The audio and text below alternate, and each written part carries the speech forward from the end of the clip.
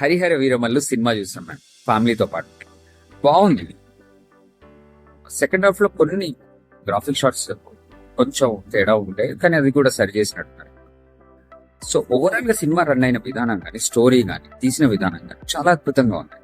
Fight scenes చాలా అద్భుతంగా, and screen presence of Pawan Kalyan wow, చాలా రోజుల తర్వాత అసలు సూపర్ గా ఉన్నాడు. అయితే ఇక్కడ నేను సినిమా రివ్యూ ఇవ్వడానికి చేయట్లేదు, నాకున్న కన్సర్న్ అలా స్టూడెంట్స్ అండ్ యూత్ అని. సో ఈ సినిమా ద్వారా కానీ, ఈ సినిమా చేసిన హీరో పవన్ కళ్యాణ్ ద్వారా కానీ మనం ఏం నేర్చుకోవచ్చు అనేది నా కన్సర్న్. నాకు అనిపించినవి చెప్తాను నేను. ఒకటి, నువ్వు చేసే పని పర్ఫెక్ట్ గా ఉండాల్సిన అవసరం లేదు.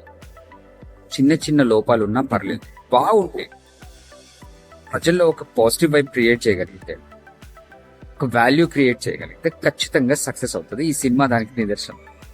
2, క్రిటిసిజం ని నీకు అనుకూలంగా, నువ్వు చేసిన పనికి పబ్లిసిటీగా మార్చుకోవచ్చు. ఒకవేళ నువ్వు చేసిన పని బాగుంటే, నీకు ఓపిక సహనం ఉంటే.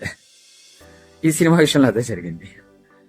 3, నువ్వు రియల్ లైఫ్ లో చేసే పనులు నీకు ఒక బ్రాండ్ ఇమేజ్ క్రియేట్ చేసి పెడితే, ఆ బ్రాండ్ ఇమేజ్ అనేది నువ్వు చేసిన పని బాగుంటే కనుక, ఏ మాత్రం బాగున్నా కూడా ఆ పనిని అద్భుతంగా సక్సెస్ చేసి చూపిస్తుంది.